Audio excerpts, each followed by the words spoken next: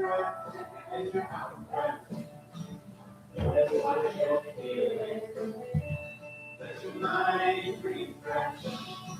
Allow space for healing your resilience. You are strong, you are wise, you are brilliant. See yourself with loving eyes. We all have speed. We all have strength. We all have needs.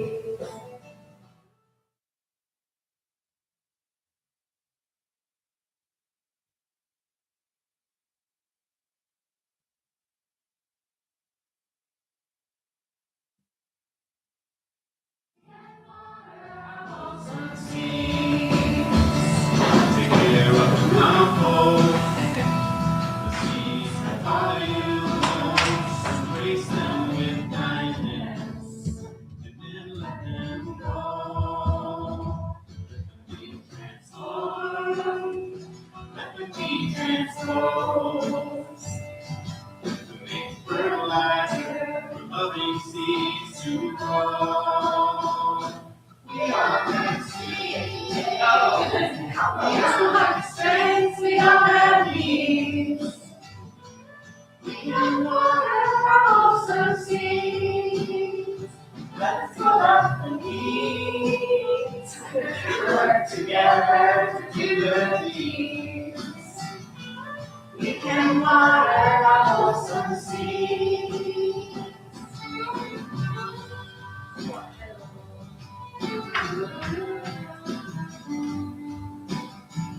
Anyone know any seeds that want to water?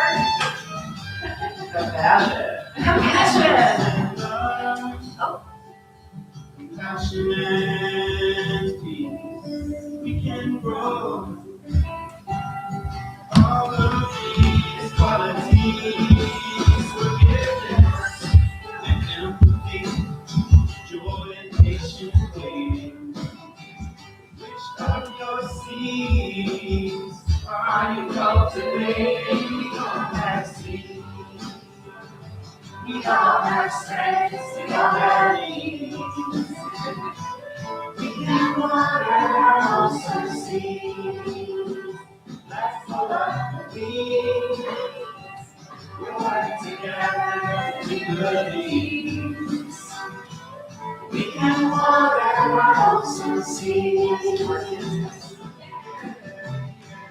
We can water our lovely seeds. We can water our awesome seeds. We can water our awesome seeds.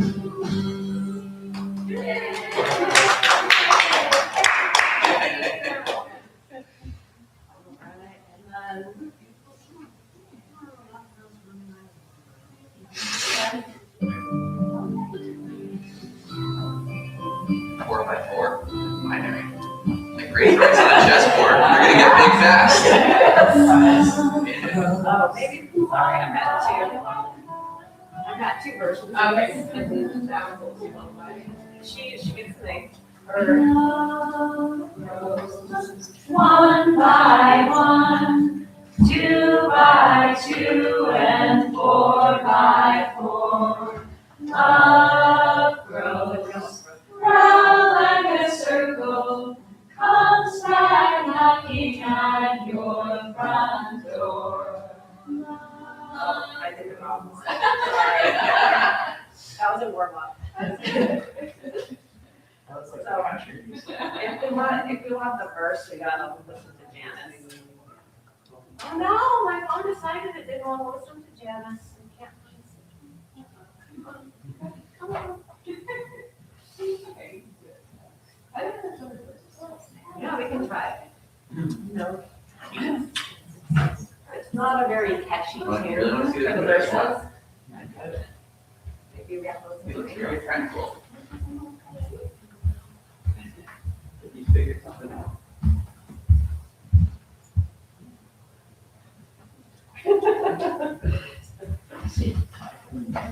I can get it. Why is it going south? Janice Buckner. We can try to sing it without the. So let's start with the chorus to get us warmed up. Love grows one by one, two by two, and four by four. Love grows round like a circle and comes back knocking at your front door. There we go. Thank you. Ooh, she's got a dress on. Love grows one by one, two by two, and four by four. Love grows round like a circle, comes back knocking at your front door. I know we make a song, voice by voice we sing it. Choir by choir we fill up the world with music that we bring it. Love grows one by one, two by two, and four by four. Love grows round like a circle, comes back knocking at your front door. So let me take your hand, my friend. We'll each take the hand of another. Hand in hand, we'll reach round the world, our sisters and our brothers. Love grows one by one, two by two, and four by four. Love grows around like a circle, comes back knocking at your front door. Love grows one by one, two by two, and four by four. Love grows round like a circle, comes back knocking at your front door. Love grows one by one, two by two, and four by four. Love grows round like a circle, comes back knocking at your front door. Comes back knocking at your front door.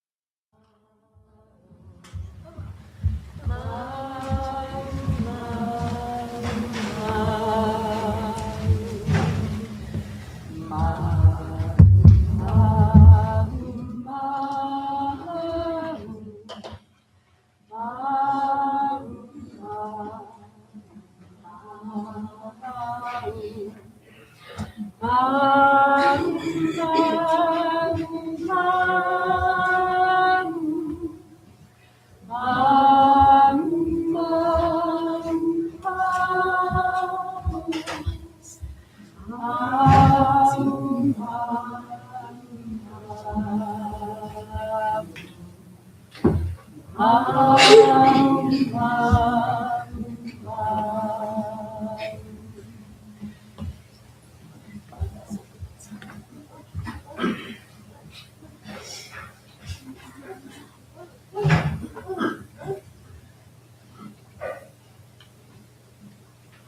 morning, everyone.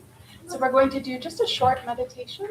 And while I ring the bell, put your finger in the air, and until you can no longer hear the sound of the bell, then you can put it in your lap. Okay, are you ready?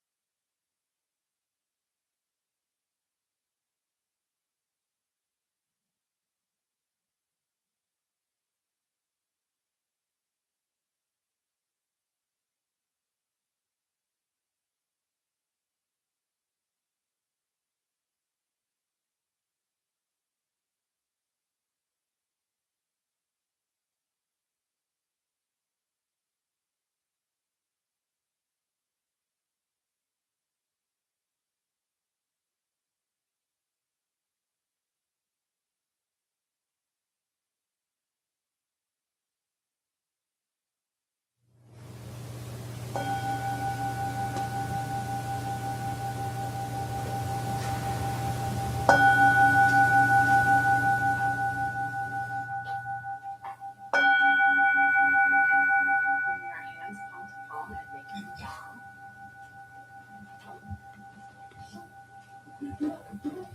So we are now going to recite the 3 refuges. So if you could stand, smooth out your mats and cushions, and then face the altar.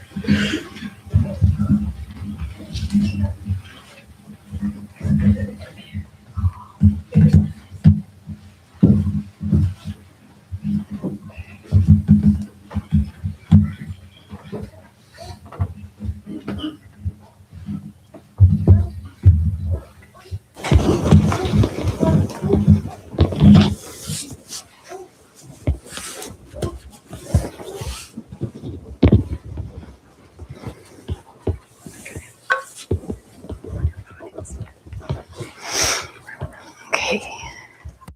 Please repeat after me. I go to the Buddha. I go to the Buddha As my refuge. as my refuge. I go to the Dharma. I go to the Dharma As my refuge. as my refuge. I go to the Sangha. I go to the Sangha As my refuge. as my refuge.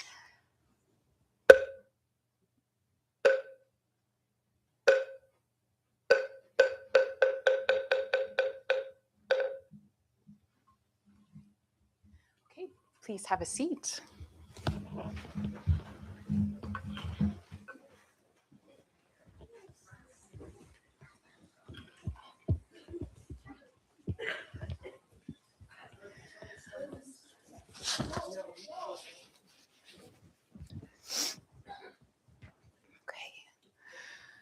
So if you want, you can come and sit on the carpet and be a little bit closer. It's up to you. It's a proper story time spot. It's on the carpet. Yeah. Well, good morning, everyone. It's nice to see you all. My name is Jagwa. I'm one of the Dharma teachers here. And I have a story for you this morning. So let's see. Okay, are you ready? There was once, in a town not so different from this one, a man who was very old and very wise. He had spent his whole life learning to see clearly, not just with his eyes, though his eyes were as sharp as a hawk's, but with his heart. He could look at a person the way you might look at still water and see all the way to the bottom. The truth, the fear, the hidden kindness, or hidden meanness curled up like a seed underground. People called him the teacher. Now, the teacher was old. His hands were rough like bark, and his back was bent like an old tree. And he had had no child of his own to carry on what he had learned. So he decided it was time to find someone who could carry on what he had learned.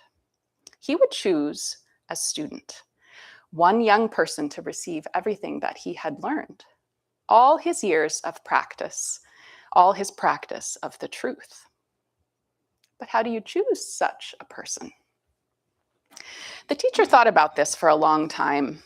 He sat in his garden and watched the bees moving from flower to flower. He watched the way the light changed. He listened to the wind. At last, he smiled. He knew what he was going to do. Word went out through the whole town. Every child between the ages of 8 and 12 is invited to come to the teacher's home, and they will receive one seed. In 1 year's time, bring back what you have grown. The child who grows the finest plant will become the teacher's student to receive all his wisdom and knowledge. The excitement swept through the town like a wind. Children whispered about it at lunch. They talked about it walking home from school. They dreamed about it at night. Because everyone knew what it might mean to be chosen by the teacher. It meant learning things you could not learn anywhere else. It meant understanding the world more deeply. It meant a kind of growing, not just of plants, but of yourself, that couldn't be measured or graded or put in a box. Among all the children who hoped to be chosen was one named May.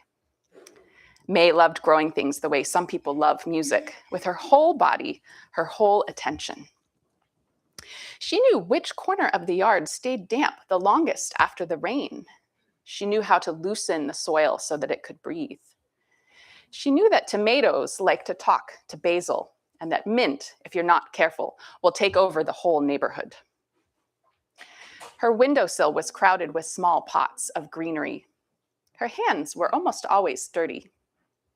When she walked through a garden, flowers seemed to lean toward her the way children lean toward someone telling a story.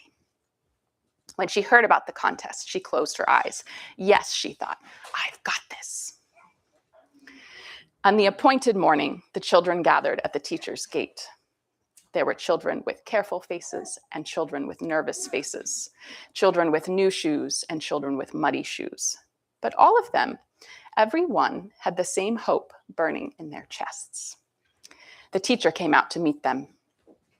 He was smaller than May had imagined.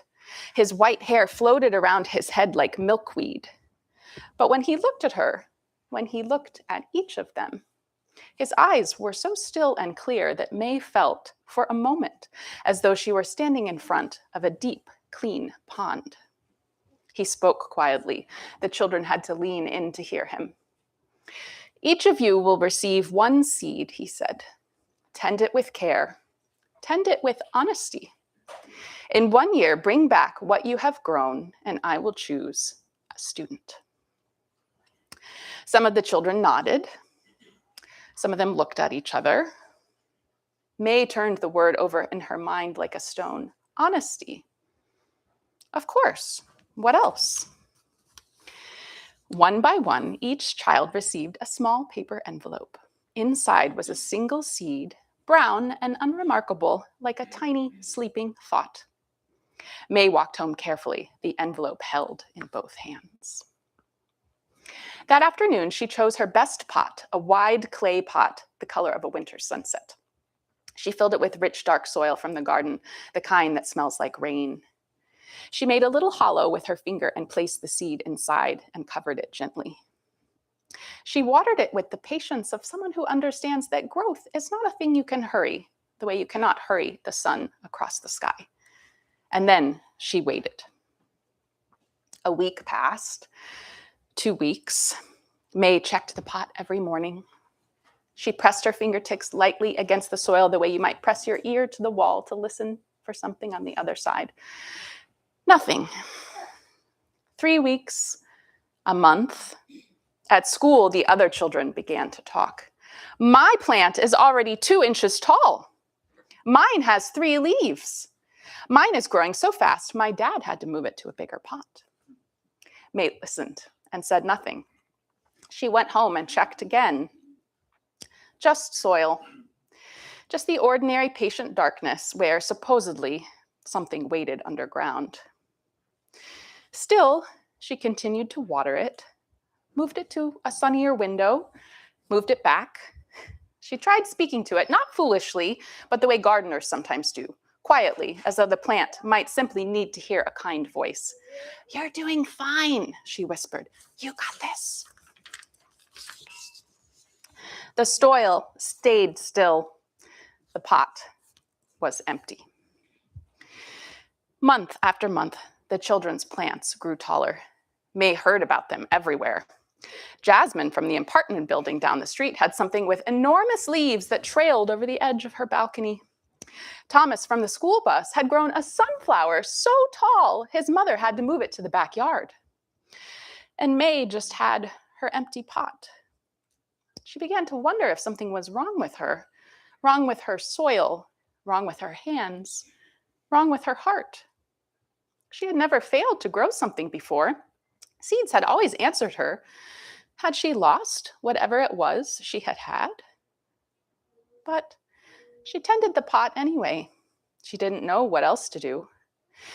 She tended it as though it held a living thing, because she didn't know, not really, that it didn't. She watered it, turned it toward the light. She kept it warm, and still nothing. Her grandmother found her sitting beside the pot one evening, very still. It won't grow, May said. She didn't say it sadly exactly. She said it the way you say a true thing that you haven't quite made peace with yet. Her grandmother sat down beside her. She looked at the pot for a while. She didn't say anything right away. This was something May loved about her grandmother. She understood that silence sometimes is the kindest thing you can offer. Finally, her grandmother said, "And yet you keep tending it." "Yes." "Why?" May thought about this. "Because it's mine," she said at last. "Because I said I would." Her grandmother nodded slowly. "Then you must bring it to the teacher, as it is." "But everyone will laugh." "Perhaps." "I'll be embarrassed." "Perhaps." "I'll lose." Her grandmother looked at her with eyes that had seen many, many years of things going wrong and things going right and things that couldn't be explained. "May," she said gently, "what did the teacher ask you to tend?" May was quiet. "The seed," she said. "And what did he ask you to tend it with?" The word came back like a stone dropped into water, sending out rings in every direction. Honesty. On the morning of the day, The sky was pale gold, the way it looks in early autumn when the year is beginning to let go one leaf at a time. May put on her warmest sweater. She picked up her pot, her ordinary clay pot, filled with nothing but soil and a seed that had never answered her, and she walked to the teacher's house. The street was full of children.